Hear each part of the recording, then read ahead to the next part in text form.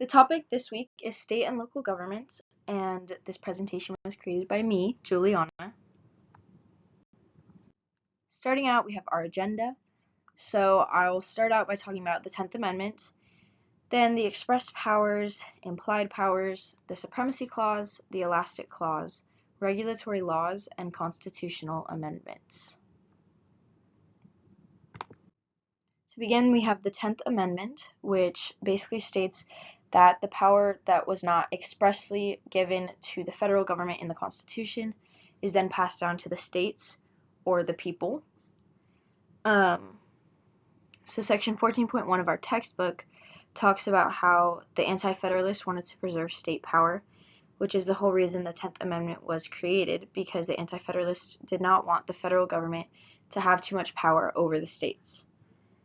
And then in the video, the 10th Amendment explained by Hip Hughes History, he discusses how if it's not found in the Constitution, it goes to the states, meaning that if the power is not given to the federal government or denied to the states, then it is given to the states. Then we have expressed powers, which are powers that are specifically stated in the Constitution, specifically given, written out, very easy to tell.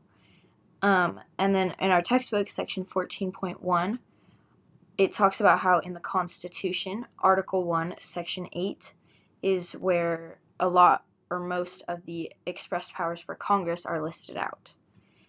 And then in the video, the Elastic Clause explained by Hip Hughes History, he gives some examples of these express powers of Congress, or the federal government in general, which are provide for common defense, collect taxes, regulate trade, etc. Then we have implied powers, which are powers that are not explicitly stated in the Constitution, but they are inferred. So our textbook, section 14.1, again, these implied powers stem from the Elastic Clause. So I'll talk about that a little bit later, but basically the federal government is still able to complete their tasks that they need to do, even if the power was not explicitly given to them or written out in the Constitution. And then in the video, the Elastic Clause explained, he talks about how the government has to have the intention of fulfilling an expressed power. They can't just do whatever they want.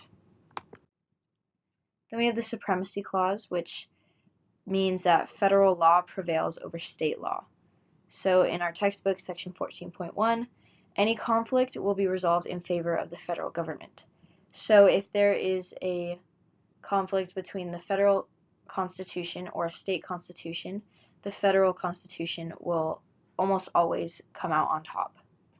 And then in the video, Article 6 for Dummies, the Supremacy Clause by Hip Hughes History, he talks about how the first part of Article 6 honors debts from the previous Constitution. So before the U.S. switched over to the actual Constitution, we had the Articles of Confederation, and this first part of Article 6 basically explains how the debts that they had under the Articles will carry over to the new Constitution, like they're not just starting over. Then we have the Elastic Clause, which, as I kind of mentioned, Congress is able to extend their powers to carry out the law. So they can use inferred or implied powers, even if they're not explicitly stated in the Constitution, but they can stretch their power, which is why it's called the Elastic Clause. They can stretch their power to complete what they need to do. So section 14.1 of our textbook talks about how this clause has been used to justify the government's controversial actions, such as the provision of health care. And then in the video, the Elastic Clause explained, he talks about how Congress cannot just do anything that they want. It has to be, they have to have the intention of carrying out an expressed power. And then how are regulatory laws made? So an administrative agency proposes a rule, and then it goes to a public comment period so that the government can get input from the citizens, and then they finalize the rule. And then section 16.4 of our textbook talks about how it's required to have a public input time so that the government, like I said, gets input from the public and sees their opinion on whatever it is they're trying to regulate. And then in the video, how do regulatory agencies implement laws, it basically just explains the whole process and how it has to go through these stages where they propose it and then public comments and then finalized and stuff like that. Then how are regulatory laws enforced? So they hold the same weight as a law. They have the same binding effect. So if you break a law, there's going to be consequences, and it's the same way here. And then in our textbook, section 16.4, it talks about how there's two types of implementation. So there's top-down implementation, which means that the federal government dictates the specifics of the policy and each state implements it the exact same way. But then in bottom-up implementation, the federal government allows local areas some flexibility to meet their specific challenges and needs. In the video, do administrative agencies usurp legislative power?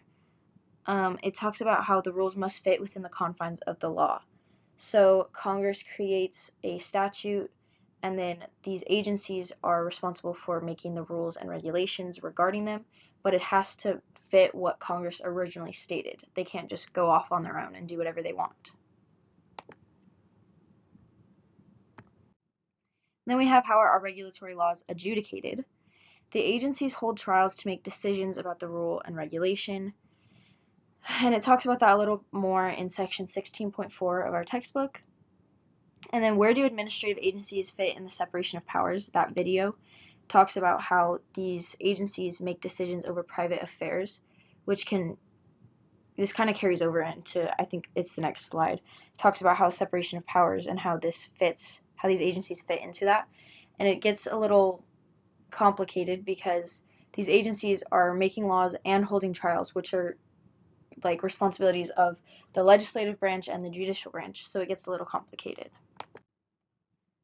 So then, yeah, regulatory agencies does not really fit into the separation of powers because, like I said, the separation of powers is between the three branches, which is the legislative, executive, and judicial. And these agencies are none of those three, but they have some of the powers of those branches. So it gets complicated. But I think it could be beneficial to have more agencies because Congress is only so big and there's a ton of people in our country, so there's a lot of rules and laws that need to be created all the time. So having these agencies kind of helps Congress out in like being able to handle all of these laws that they're trying to create. And then constitutional amendments. So in order for a constitutional amendment to be made, you have to have the support of 2/3 of both houses and 3/4 of all states.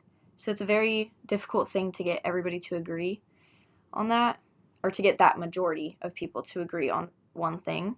So it does not happen very often, but there have been, I believe, 27 total amendments to the Constitution, and 3 of these are the First Amendment, which is the right to freedom of speech, and there's other things in that, but mainly the freedom of speech, freedom of religion, freedom of press, stuff like that. The second one that I chose was the 13th Amendment, which abolished slavery. And then the third one I chose was the 19th Amendment, which gave women the right to vote. Yay! And that's all I have, so thank you for watching.